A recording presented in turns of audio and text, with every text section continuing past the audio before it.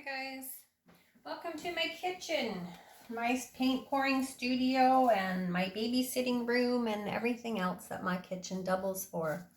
So I started without you as usual, just touching up a few things, and then I thought, well, let's just do this. My granddaughter's sleeping, my daughter has a girlfriend over, and so I thought it should be a good time to paint. So my base paint is all mixed. I'm just going to strain it though before I pour it, because it is Canadian Tire grade paint isn't always fabulous, and sometimes, especially with the low end paints, I don't know, I always see little particles and bits in it. So let's just strain it. And you're looking at this thinking, oh God, what color is that? That is Canadian Tire Easy Flow Paint, interior white latex, made for low traffic areas.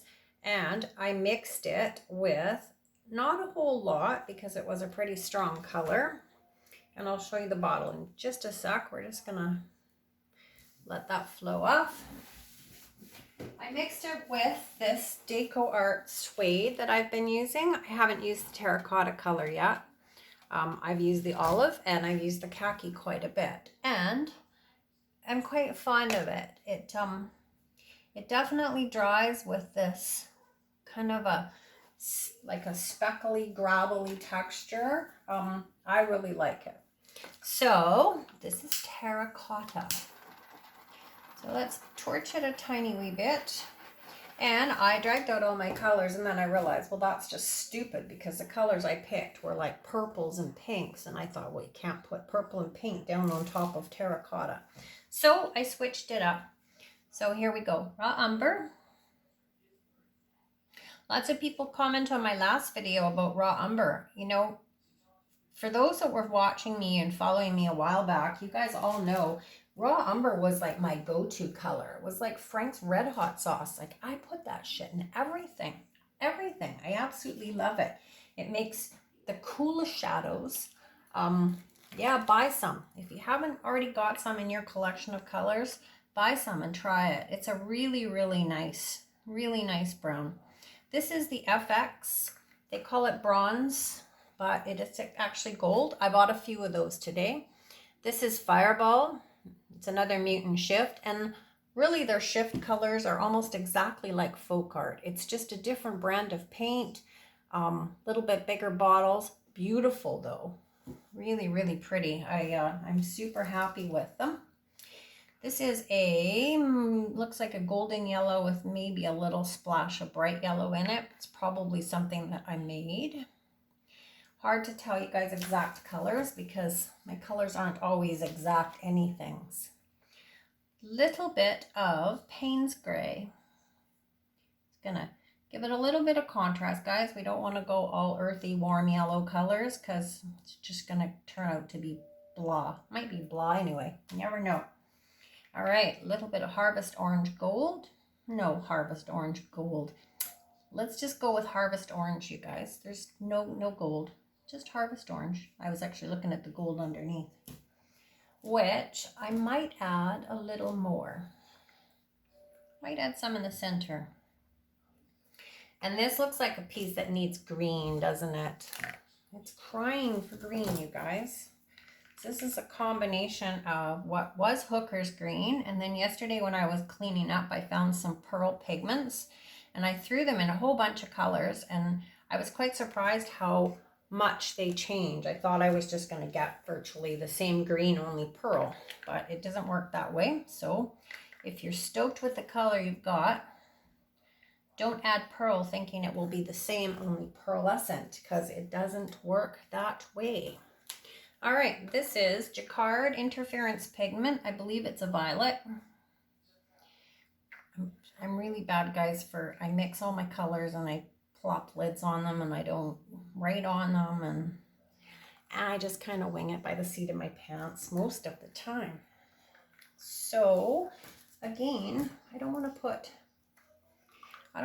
white down on white, so let's put a little bit of copper. This is a copper that I made, and I don't even know if it's going to work. I bought these automotive pigments, dry pigments, at Habitat, probably in the summertime. I thought, oh, they're going to be so nice mixed in resin. And I forgot I even had them. They were sitting in my closet. So I found them and I thought, well, let's try it. A little bit of the same Mutant Shift. This is the blue. And these are kind of all southwestern colors. So I think that will work nicely. A little bit of Deco white satin enamel mixed 50-50 with Amsterdam. And some black cell mix, my friends. I need a skewer. I was going to do a piece with white cell mix, and then I got all busy getting my paints out, and of course I got everything out, and I thought, oh, you were going to use white just for something completely different. And then I forgot, which is not at all surprising. Let's add a little bit more. Okay, let's try to blow this out. We're going to blow it slightly sideways if we can. A couple ladies have reached out and said that their pillow doesn't come back in the center, and the only thing I can think is that your base coat should be exactly that, a pillow. You know, think of the word pillow. It's something soft and cushy that supports your head. So your base paint should be soft and cushy and support your colors, but not so cushy that they're just floating and never thin out. Okay, here we go.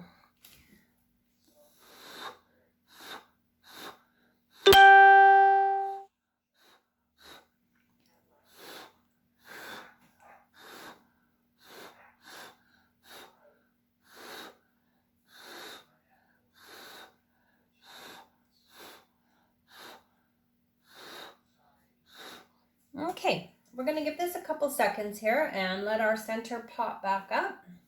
Hopefully, I put enough pillow down. I think so. Sometimes it takes a minute. It's kind of just a game of patience. Not always one I have a lot of. I try hard, you guys, but I don't always manage.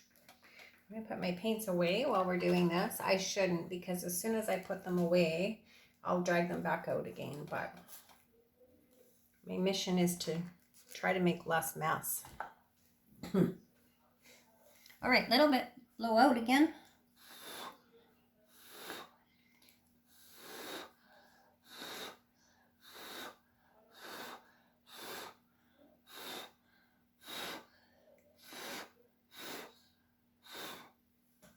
Okay, let's take this and let's just wiggle it around a tiny bit.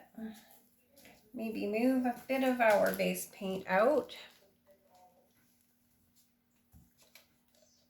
I'm hoping I made enough base paint.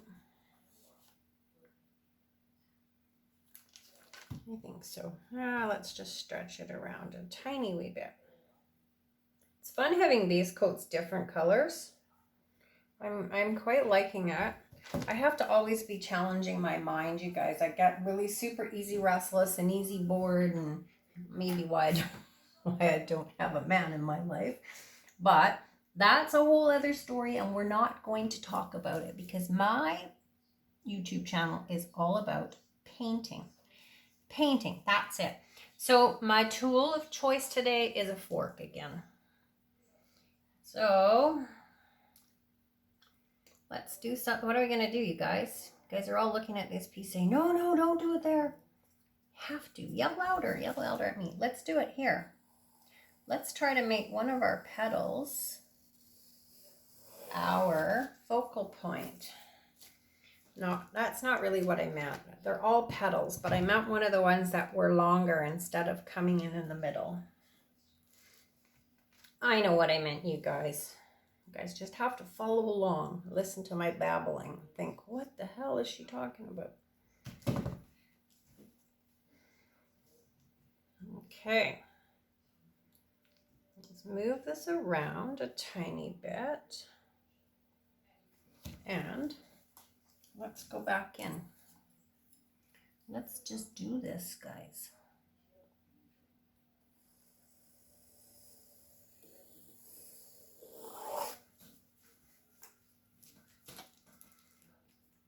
Sometimes you don't need a whole lot.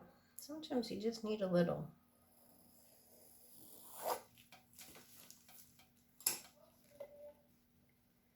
Guys, guys have seen so many pieces where I'm going to modify like crazy and I pour it out and I don't even touch it.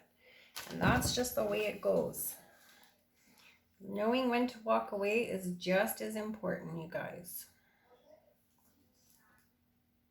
So you can see how something as simple as a fork, again, creates some really pretty little designs. And the more you stretch it, the more they'll open up. So the wider the tines on the fork and the larger it will be when you stretch it. Here's a good example of all the crud that was in this Canadian Tire paint.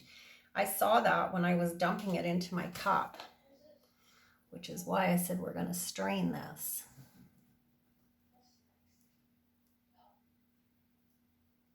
I guess there's a lot to be said for you get what you pay for, but if I could paint with any paint, it would always be the Dulux paint, but it's also, for the Dulux Diamond, is about $80 a gallon and Canadian Tire's $24. So I'll take the $24 a gallon and I'll buy a strainer at the dollar store and we'll fix the problem.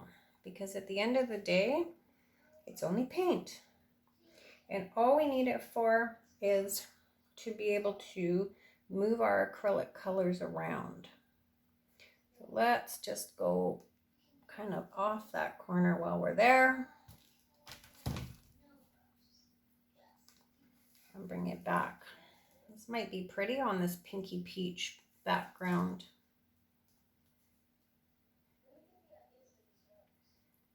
We're going to go down here, but I don't actually want it to go off. So I might not have made enough paint, you guys. I might have to pause in the middle and make more paint, which I don't really want to do. So let's just keep going here and see what we can do. I'm gonna drop it down on the bottom. Let it bend, let it stretch. Watch it go, you guys. Whoa. And then always go back to the direction you came from, just so that things don't become really weird and elongated and they kind of, like, we're stretching it, but we still want it to basically to maintain its shape. You don't want things to start looking all weird. Okay, we're going to lose a bit of that, but we have no choice. But that's okay. And again, we're going to go back to the direction that we came from until we have it relatively where we were, and then we're going to go the other way.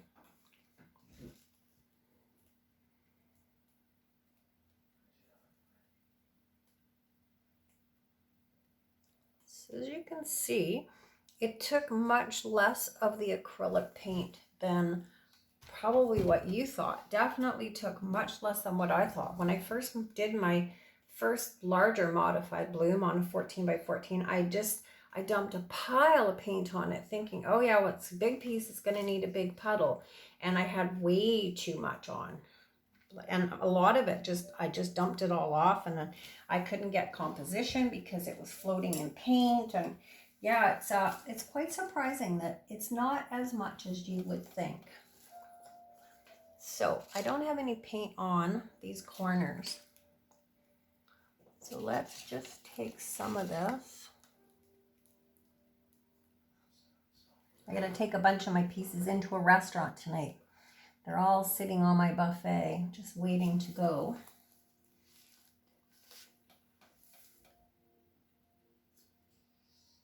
I'm nervous, and I'm not really sure why I'm nervous. I'm not nervous to display them. I just hate going into the restaurant when there's people there, and kind of interrupting people's dinner, but